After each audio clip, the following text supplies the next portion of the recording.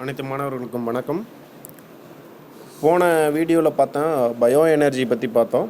அதில் photosynthesis, usable form of biomass, biodiesel, bioethanol, biogas, producer gas, அதுக்கப்புறம் combustion of biogas பார்த்தோம். லாஸ்ட்டாக MSW plant பார்த்தோம். அதாவது முனிசிபல் வேஸ்ட்டை எப்படி எனர்ஜியை கன்வெர்ட் பண்ணுறாங்க அப்படிங்கிறத பார்த்தோம்.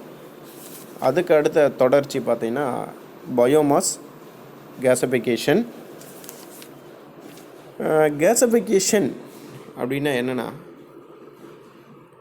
அதாவது ஒரு திடத்தன்மையுடைய கார்பன் கலந்த கலவையை வெளியேற்றாமல் திட அல்லது திரவத்தை வாயு எரிபொருளாக மாற்றுவதை தான் கேஸிஃபிகேஷன் அப்படிங்கிறோம்.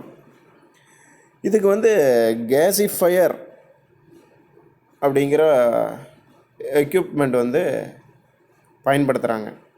இது மரக்கழிவுகள், அதுக்கப்புறம் தேங்காய் மட்டை, வைக்கோல் போன்ற இந்த அக்ரிகல்ச்சர் வேஸ்டெல்லாம் இருக்கும் பார்த்திங்களா, அந்த வேஸ்ட்டு பயோமாஸாக கன்வெர்ட் பண்ணி அதிலிருந்து கேஸ் எடுத்துக்கிறது. இந்த கேஸிஃபிகேஷனில் பயோமாஸ்ன்னு ஒரு பகுதி எரியும், மற்றொரு பகுதி ரிடக்ஷன் செய்யும். அதாவது அதில் இருக்கக்கூடிய அந்த பொருளை ஒரு பகுதி பொருள் எரிஞ்சிரும், மற்ற பாதி பொருள் ரிடக்ஷன்ஸ் செய்கிறோம். இந்த எரிகின்ற ஒவ்வொரு செயலும் ஆக்சிஜன் அதிகமாக இருக்கும். ஆனால் கேஸிஃபிகேஷன் செயலில் பார்த்திங்கன்னா எரிபொருள் அதிகமாக இருக்கும்.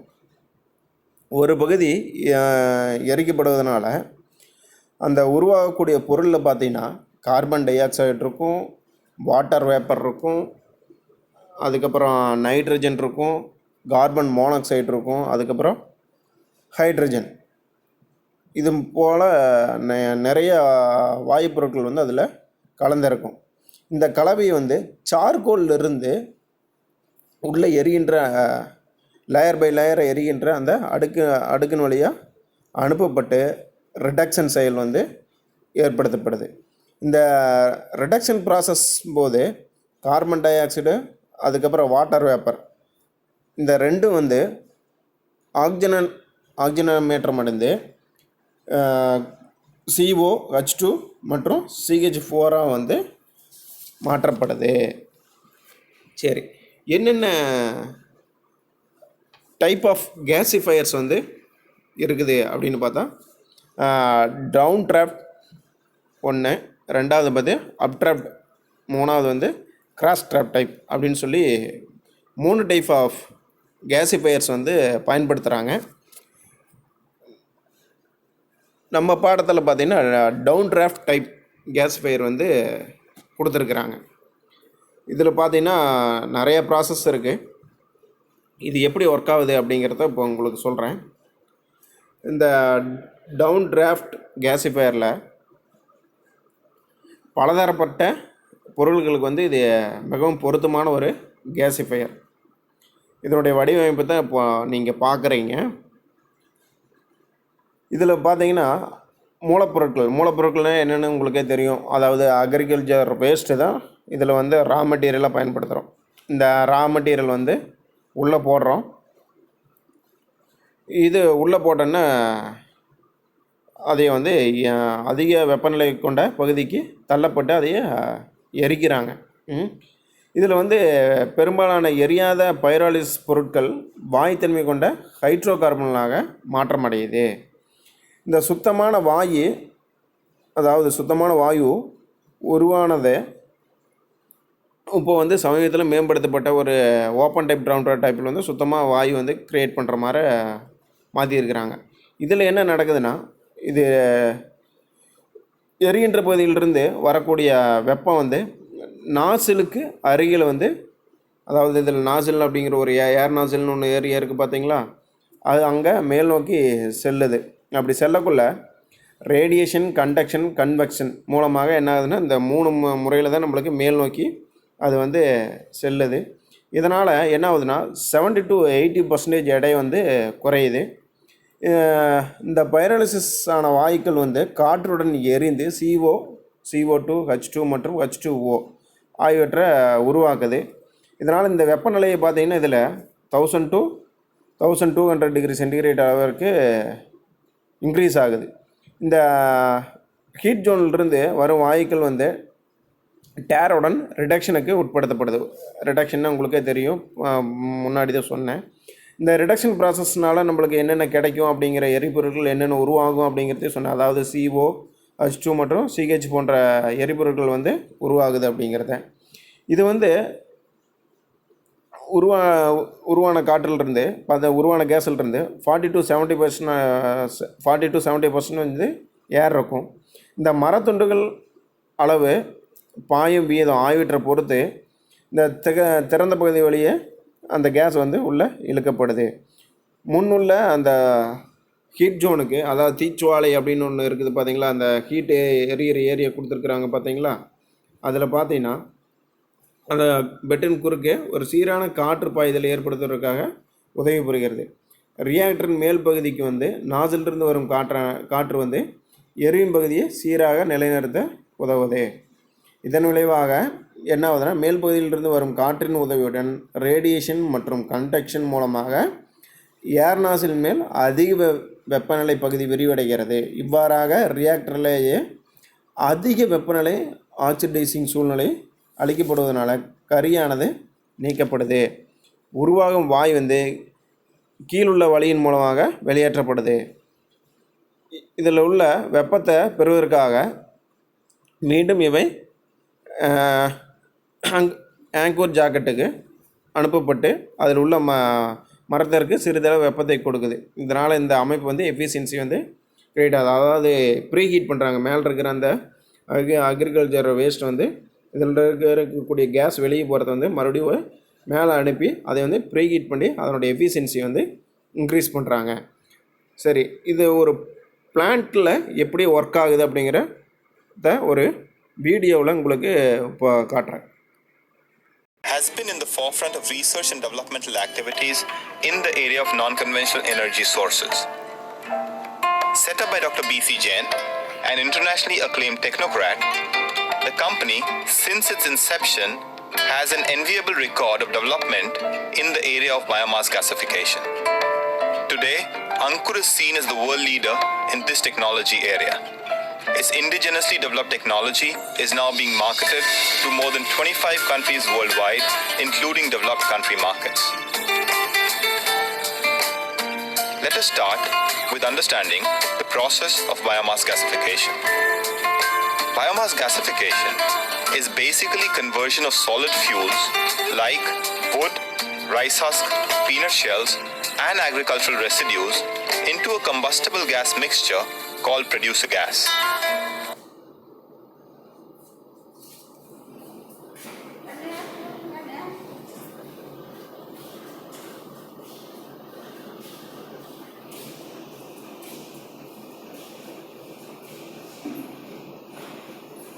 Partial combustion of such biomass. The gasifier is essentially a chemical reactor where various physical and chemical processes take place. 4 distinct processes take place in a gasifier: drying of the fuel, its pyrolysis, combustion of the same, and finally its reduction. A typical gasifier plant based on the Ankur design will consist of a gas reactor, a gas cooling system. Gasifier demands biomass of a certain moisture content, sized within a certain range. Many biomasses, such as rice husk, peanut shells, etc., can be used as are, but many others like wood branches, EFB, and other agri residues like cotton, soybean, mustard stalks need to be sized and dried. A typical setup for an Ankur-based gasifier power plant is shown.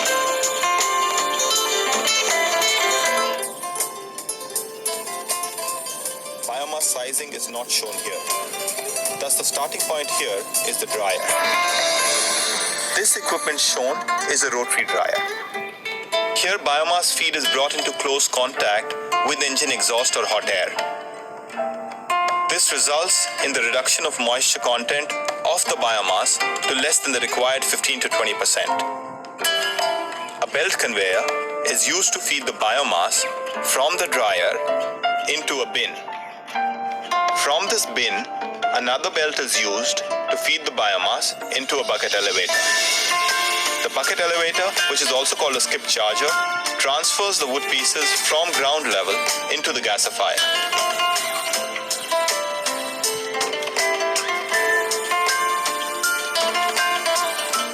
The operation of all the conveyors and the skip charger is controlled through biomass level sensors installed inside the gasifier. The Ankur gasifier itself has the following equipments: a double feed door assembly. This is used to ensure that there is no airflow into the gasifier while the biomass is being fed into it. Nozzles, which control how much air enters the gasifier. A comb rotor placed at the bottom of the reactor, which removes charcoal and ash from the bottom of the gasifier. A water-cooled screw conveyor, which is used to cool and to convey hot ash and charcoal from the reactor to the point of disposal.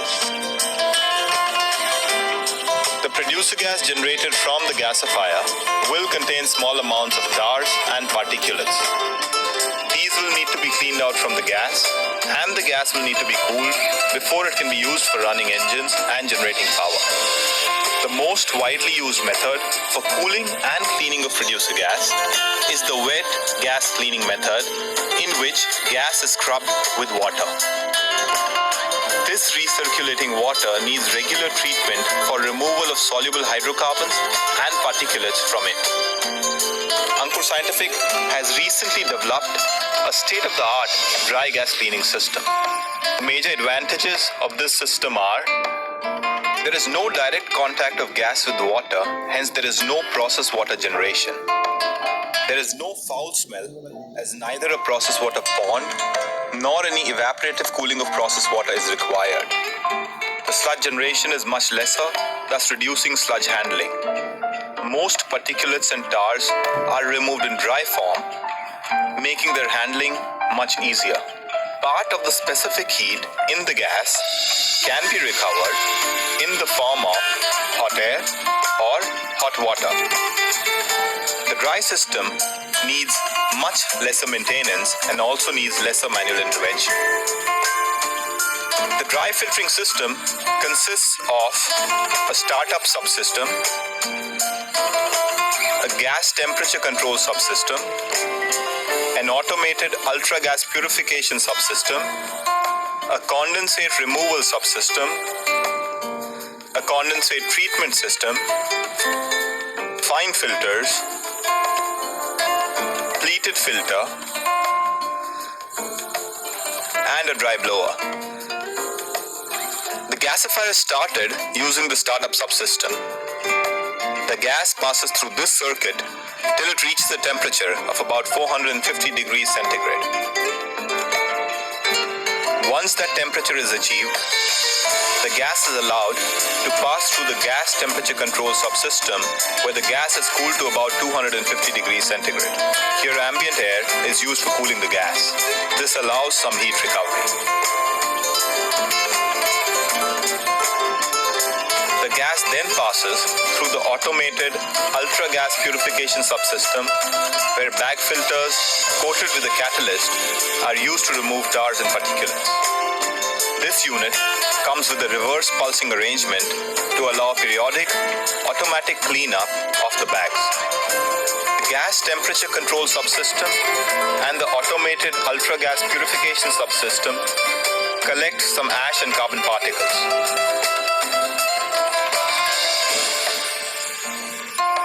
The condensate removal subsystem consists of two heat exchangers. The first heat exchanger cools the gas using ambient temperature water coming from a cooling tower. The second heat exchanger uses chilled water to finally bring the gas to a temperature of around 25 to 30 degrees centigrade. In this process, light tars and some particulates are condensed out. A condensate neutralization system is also provided as part of the package. There is then a mist eliminator which removes condensed water particles from the gas, sawdust filters which are used to further clean the gas. Parallel line of filters are offered for continuous operation. And finally, a fabric filter which serves as the final check before the gas gets to the use point. The gas now has tars and particulates below 5 ppm. This clean gas can be injected into turbocharged and aftercooled engines to generate electricity. The electricity generated can be fed into the grid or can be used for captive power. The entire system can be automated to a very high degree. A PLC-based control panel is provided as a standard with the system. Various temperature, pressure, and level sensors are used to control the reaction and give alarms or remotely shut down the system. Ankur Scientific offers systems which can consume from 10 to 2000 kgs of biomass per hour. Based on the output needed, multiple gasifiers can be connected in parallel. Ankur Scientific has done projects from the 10 to the 10,000 kilowatt output levels. Ankur Scientific welcomes you to join the clean energy. அடுத்தது biogas liquefaction. இந்த biomass லிக்விஃபிகேஷனில் வந்து 2 மெத்தடில் பண்ணுறாங்க. First method பார்த்திங்கன்னா liquefaction through pyrolysis process without any gasification medium. அதாவது எந்த ஒரு கேசிஃபிகேஷன் மீடியம் இல்லாத பைரோலிசிஸ் ப்ராசஸ் மூலமாக லிக்விஃபிகேஷன் ப்ராசஸ் பண்ணுறதுக்கு பேர் ஒரு மெத்தேடு. ரெண்டாவது மெத்தேடு பார்த்திங்கன்னா கேசிஃபிகேஷன் மீடியத்தில் வந்து மெத்தனால் சிந்தசிஸ் மூலம் நம்மளுக்கு லிக்விஃபிகேஷனாக மாற்றுறது. இந்த 2 முறையில் பார்த்திங்கன்னா பயோகேஸ் வந்து பண்ணுறாங்க. இந்த பைரோலிசிஸில் பார்த்திங்கன்னா பெறப்பட்ட அந்த பைரோலிசிஸ் லிக்விடு வந்து சூடுபடுத்தும் ஆயிலாக நேரடியாக பயன்படுத்தப்படும். இதில் வந்து அதிக அளவு நீர் இருக்கும். இதில் வந்து சிறிய அளவிலான கரியை பெற்று இருக்கும். பைரோலிசிஸ் லிக்விட் வந்து ஹீட்டிங் வேல்யூ வந்து 70 to 20 மெகாஜூல் பர் கேஜி வரை இருக்கும். அடுத்தது டைப்ஸ் ஆஃப் பயோகேஸ் பிளான்ட்டு. மொத்தம் ஒரு 4 டைப் ஆஃப் பயோகேஸ் பிளான்ட் வந்து இருக்குது. Batch type plant, continuous type plant, floating drum type biogas plant, fixed dome type அப்படின்னு 4 டைப் ஆஃப் பயோகேஸ் பிளான்ட் வந்து கொடுத்துருக்குறாங்க. பயோகேஸ் எப்படி பிளான்ட்டில் வந்து ப்ரொடியூஸ் பண்ணுறாங்க அப்படிங்கிறத பார்க்கலாம். சரி, இங்கே பயோகேஸ் ப்ரொடக்ஷன் வந்து வேஸ்ட் பயோமாஸ்லேருந்து எப்படி ப்ரொடியூஸ் பண்ணுறாங்க அப்படிங்கிறது முதல்ல நீங்கள் தெரிஞ்சுக்கணும். அதை பற்றி உங்களுக்கு இப்போ எக்ஸ்பிளைன் பண்ணுறேன்.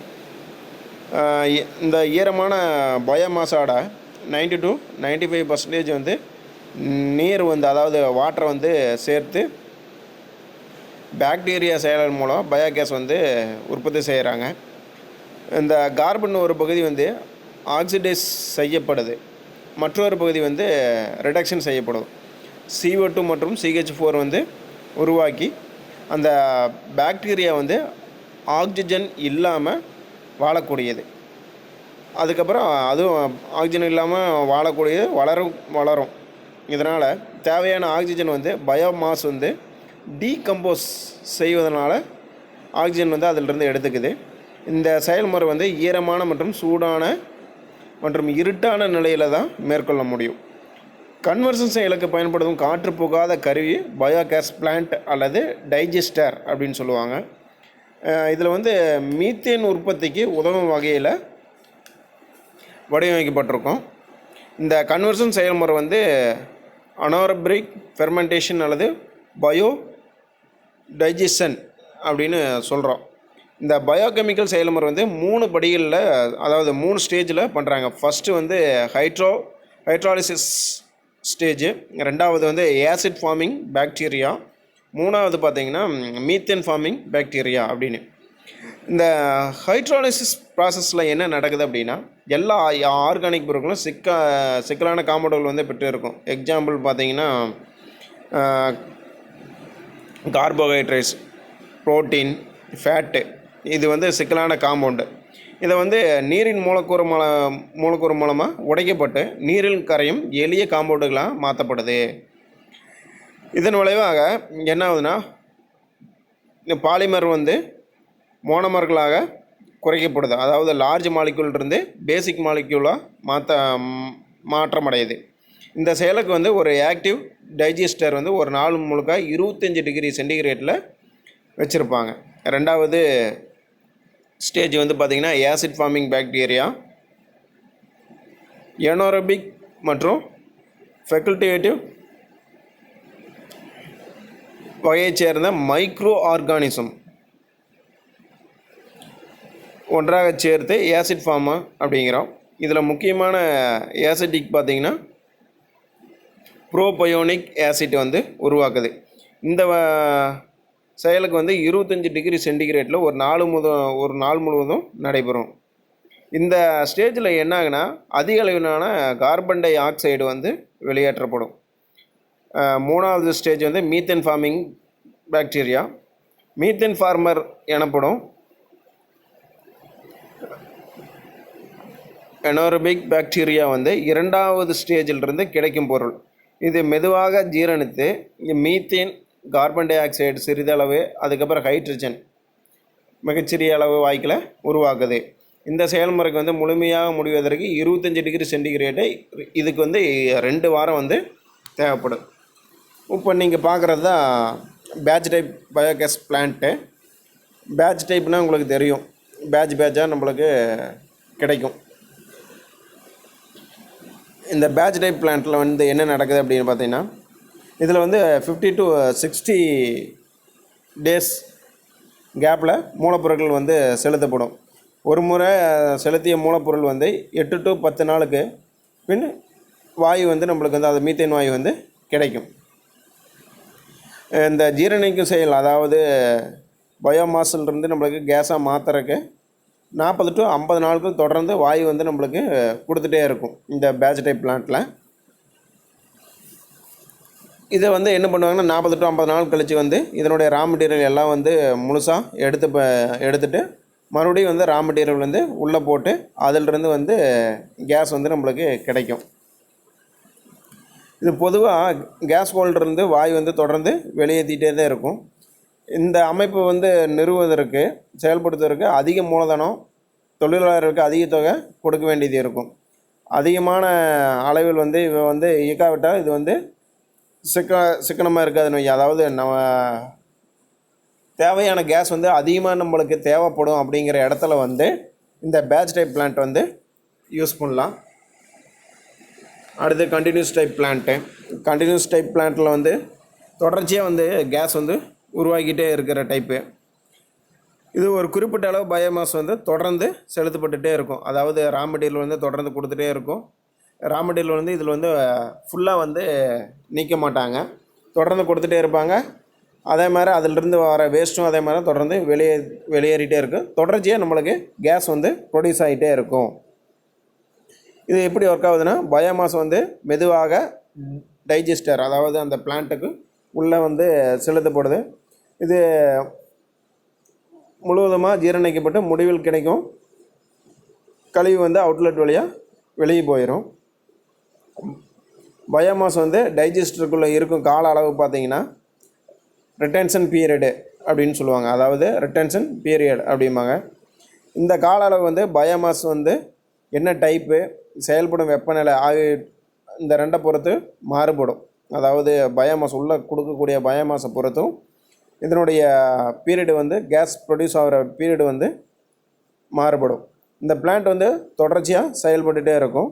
இந்த பிளான்ட்டை பராமரிக்கும், அதாவது மெயின்டெனன்ஸ் வந்து பண்ணுறதுக்கும் கழிவுகளை நீக்குவதற்கு மட்டும்தான் அதை வந்து ஸ்டாப் பண்ணுறதா இருக்கும். மற்றபடி அதையே ஸ்டாப் பண்ண தேவையில்லை. இந்த கழிவு மேல் வந்து ஒரு மெல்லிய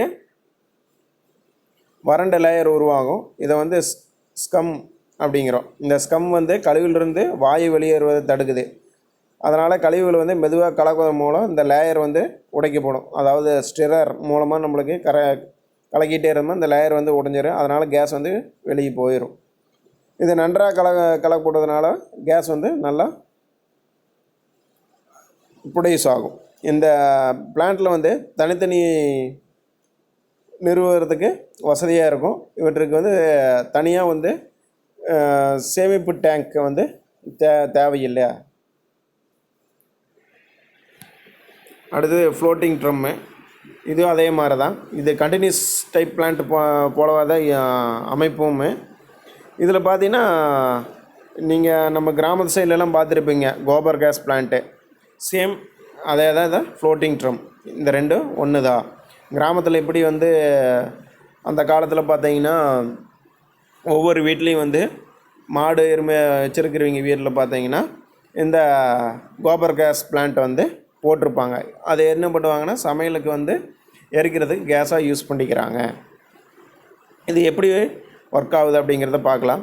இதை வந்து கோபர் கேஸ் பிளான்ட் அப்படின்னு சொல்கிறோம். இதில் வந்து டைஜஸ்டர், கேஸ் ஹோல்டர் என 2 பார்ட் இருக்குது. டைஜஸ்டர் வந்து செங்கல் அல்லது காங்கிரீட்னால் என்ன பண்ணிடும், பூமிக்கடியில் தோண்டி ஒரு வட்ட வடிவில் கட்டப்பட்ட ஒரு கிணறு. இந்த இதனுடைய மையப்பகுதியில் பார்த்திங்கன்னா பார்ட்டிஷன் வந்து அமைச்சிருப்பாங்க. இதை 2ஆக பிரித்து அதில் ஒவ்வொரு பகுதியிலும் ஒரு சிமெண்ட் பைப்பு அடிவரையிலும் சாய்வான நிலையில் வைக்கப்பட்டு இருக்கும். 2 பைப்புகளும் பூமியின் மட்டத்தில் திறப்புகள் வந்து அமைக்கப்பட்டு இருக்கும். அவுட்லெட் பைப்பினுடைய ஓப்பன் வந்து எதுக்குன்னா சாணிக்கரசியல், அதாவது சாணக்கரசல் இருக்குது பார்த்திங்களா, அதாவது கவுட்டனுடைய வேஸ்ட்டு அதை வந்து விரைவாக செலுத்துவதற்கு வசதியாக அந்த இன்லெட் பைப் வந்து திறப்பை காட்டிலும் கொஞ்சம் சிறு தாழ்வாக அமைக்கப்பட்டிருக்கும். இதில் வந்து 50 to 60 டேஸுக்கு வந்து அந்த சாணக்கரசல் வந்து உட்கொள்ளும் வகையில் அமைக்கப்பட்டிருக்கும். கேஸ் ஹோல்டர் வந்து ஸ்டீல் ட்ரம்மில் வந்து உருவாக்கியிருப்பாங்க. இது வந்து அந்த கிணத்தினுடைய வயிற்றுப்பகுதியில், அதாவது மிடில் வந்து சென்ட்ரலில் வந்து பொருத்தப்பட்டிருக்கும். இதுக்கு பேர் வந்து ஸ்லரி எனப்படும். சாணக்கரசல்லிருந்து மூழ்கி அதிலிருந்து அமைக்கப்பட்ட திட்டின் மேலே அமர்ந்திருக்கும். இது சாணக்கரசலில் இருந்து வருகின்ற வாயு வந்து சேகரிக்கும். இந்த ட்ரம்மனுடைய மையப்பகுதியில் பார்த்திங்கன்னா கைட் பைப் வந்து இருக்கும். இது வந்து கேஸ் ஹோல்டர் வந்து மேலும் கீழே நகர வழிகாட்டியாக இருக்கும். இதோட ஒர்க்கிங் எப்படின்னா, இந்த ஸ்லரி எனப்படும் அந்த சாணக்கரசல் வந்து 1:1 என்ற விதத்தில் வந்து தண்ணீருடன் கலந்து தயாரிக்கப்படும். அந்த சாணக்கரசல் வந்து இன்லெட் பைப் மூலமாக மேலிருந்து உள்ளே கொடுப்பாங்க. அந்த ஸ்லரி குடுக்குள்ளே உள்ளே ஊற்றுக்குள்ளே காற்று இல்லாமல் நொதித்தல் நடைபெறும். அப்படி நொதித்தல் நடைபெறக்குள்ளே கோபர் கேஸ் வந்து உருவாகுது.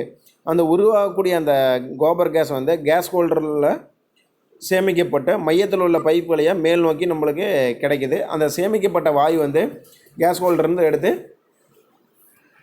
எரிக்கிறதுக்கு பயன்படுத்திக்கிறோம். இதான் வந்து இந்த ஃப்ளோட்டிங் ட்ரம்முடைய ஒர்க்கிங் பிரின்சிபலு. அதே மாதிரி தான் ஃபிக்ஸ்டு டோமு. இதில் வந்து நிலையாக ஃபிக்ஸ் பண்ணியிருப்பாங்க, அதில் மிதந்துட்டுருக்கும். அதான் 2க்கு ஒரே டிஃப்ரென்ஸு. இது 2 சேம் ஒர்க்கிங் பிரின்சிபல் தான்.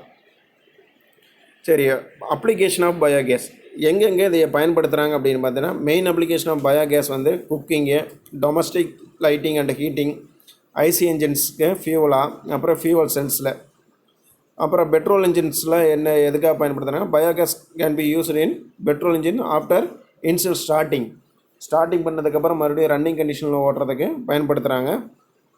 அதுக்கப்புறம் டியூவல் ஃபியூவல் இன்ஜினில் பயன்படுத்துகிறாங்க.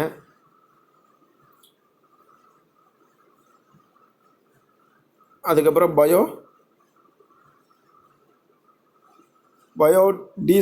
பயோடீசல் வந்து இதிலிருந்து எப்படி தயாரிக்கிறாங்க. பயோடீசல் என்பது என்ன அப்படின்னா, உண்ண முடியாத ஆயில் சீடு, அதுக்கப்புறம் நம்ம சாப்பிடக்கூடிய ஆயில், அதிலிருந்து கிடைக்கக்கூடிய ஒரு திரவ எரிபொருளுக்கு பேர் தான் பயோடீசல். அதாவது இயற்கையாக கிடைக்கக்கூடிய சீட்ஸ்லேயும் மரத்துலேயும் இருந்து கிடைக்கக்கூடிய ஒரு ஆயில் தான் திரவ எரிபொருளாக பயன்படுத்துகிறோம். அதுக்கு பேர் தான் பயோடீசல். இதை வந்து பயன்படாத நிலத்தில் வளரக்கூடிய தாவரமாக இருக்கலாம், அல்லது பயன்படுத்தக்கூடிய இடத்துலேருந்து எடுக்கக்கூடிய சீட்ஸாகவும் இருக்கலாம். இது வந்து நச்சுத்தன்மையற்றது. சல்பர், அப்புறம் எரோமேட்டிக்ஸ் போன்ற நச்சுவாயுகள் வந்து இல்லாத ஒரு ஃபியூலாக இருக்கும்.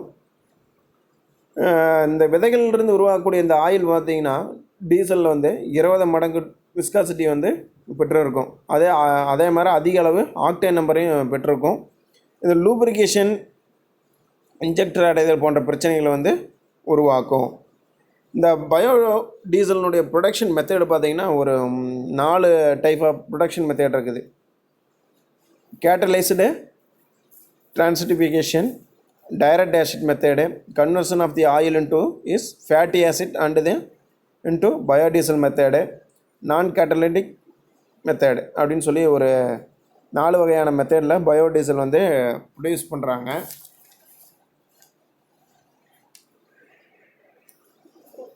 நம்ம நாட்டில் பார்த்திங்கன்னா பயோடீசல் வந்து ஒரு அதிகமாக பார்த்திங்கன்னா ஒரு 1600 மெகாவாட்ஸ் பவர் வந்து ப்ரொடியூஸ் பண்ணுற அளவுக்கு இப்போது பயன்படுத்திகிட்டு இருக்கிறாங்க. இப்போது பயோ மாஸ் எனர்ஜி ப்ரோக்ராம் இன் இந்தியாவை பார்த்திங்கன்னா நம்ம நாட்டில் பார்த்திங்கன்னா மக்கள் தொகை வந்து பார்த்திங்கன்னா ஒவ்வொரு வருடம் பார்த்திங்கன்னா 40 மில்லியன் டன் திடக்கழிவுகள் வந்து மக்கள் மூலமாக வெளியேற்றிட்டு இருக்கிறாங்க. அதாவது நம்ம இந்திய மக்கள் தொகையில் 40 மில்லியன் டன் திடக்கழிவுகள் வந்து வெளியேற்றிட்டாங்க. இதனுடைய கன அளவு பார்த்திங்கன்னா 60 மில்லியன் கன அளவு உள்ள திரவ கழிவுகளும் உருவாக்குறாங்க. இதனால் இதை வச்சு 2600 மெகாவாட்ஸுக்கு அதிகமான ஆற்றலை வந்து ப்ரொடியூஸ் பண்ணலாம். இதை வந்து பல்வேறு தொழிற்சாலை நிறுவனங்களுக்கு இந்த திடக்கழிவுகளும் திரவ கழிவுகளும் கொடுத்து அதிலிருந்து ஒரு 2600 மெகாவாட்ஸ் பவர் வந்து ப்ரொடியூஸ் பண்ணிகிட்டு இருக்கிறாங்க.